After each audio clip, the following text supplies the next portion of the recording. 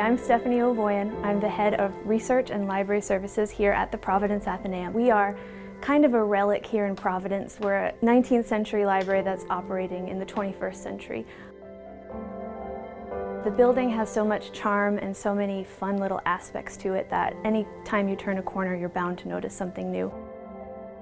Here we are at the Athenaeum's card catalog. This was introduced to the library in the 1880s, and a librarian named Grace Leonard was hired in 1895 specifically to introduce the Dewey Decimal System to the library. So at the time of her hire, we had 56,000 items in the collection, and it took Grace 13 years to finish writing out all of the cards. If we open up one of these drawers, you can still see Grace's handwritten cards inside. So here we have one of the gems of the Athenaeum's art collection.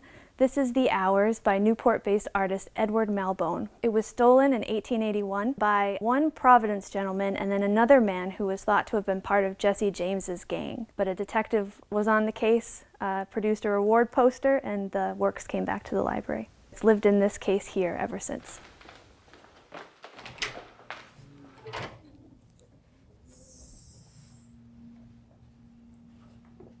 All right, so welcome to the Philbrick Rare Book Room. Out on display on the cabinet today we have the Description of Egypt. This set of books was commissioned by Napoleon when he was bringing his troops to Egypt. He also brought scholars, scientists, and artists to record everything that they were seeing in Egypt. And then they published their findings in this set of books. It was a real hot ticket item at the time, and the books were responsible for paving the way for the birth of modern Egyptology and kicking off the wave of Egyptomania that swept through North America and Europe at the time. Here we have the volumes of text in these folio-sized volumes. Next we've got the volumes of plates, which were published in these elephant folio-sized volumes. And then lastly, we have 3 of these double elephant folio-sized volumes, which contain the largest plates and maps. And these are the largest books in the Athenaeum's collection. And then just for fun, I've pulled out also the library's smallest book. This measures just about 1 inch by 3/4 of an inch. And it's an edition of Robert Burns's Kilmarnock, poems chiefly in the Scottish dialect.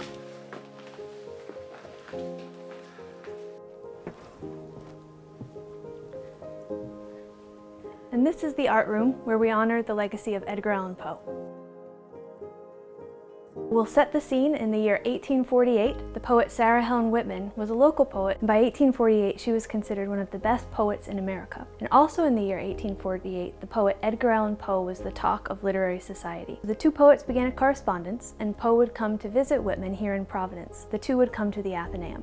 And at one point during their time at the Athenaeum, Whitman asked Poe if he knew who wrote a poem called Ulalume, which had been anonymously published in a periodical called the American Whig Review. Poe took our copy of that book off the shelf, opened up to the poem, and signed his name in pencil at the bottom of the page. Because he had written it, he had just submitted it anonymously. We have that book in our collection still today here, and you can see his signature at the bottom of the page right there.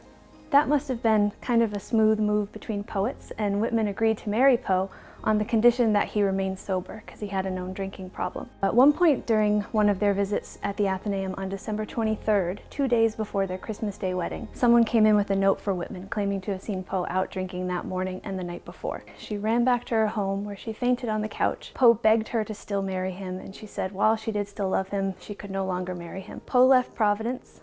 The two never saw each other again, and then he was dead within a year. So it's a bit of a tragic love story.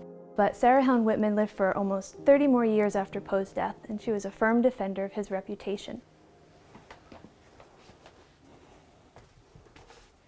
Here we are in an alcove at the Athenaeum, and this is a fun little secret part of the library that we like to tell people about. Here in the desk, you can see that over the years, lots of visitors have come to the library and left little notes for one another inside the desk drawers. You can find them throughout the library. This drawer has a ton. This one probably has about 50 notes inside. Other desks have a similar amount, some have fewer. They're just tucked in everywhere. So this one's pretty lovely, this illustration in there.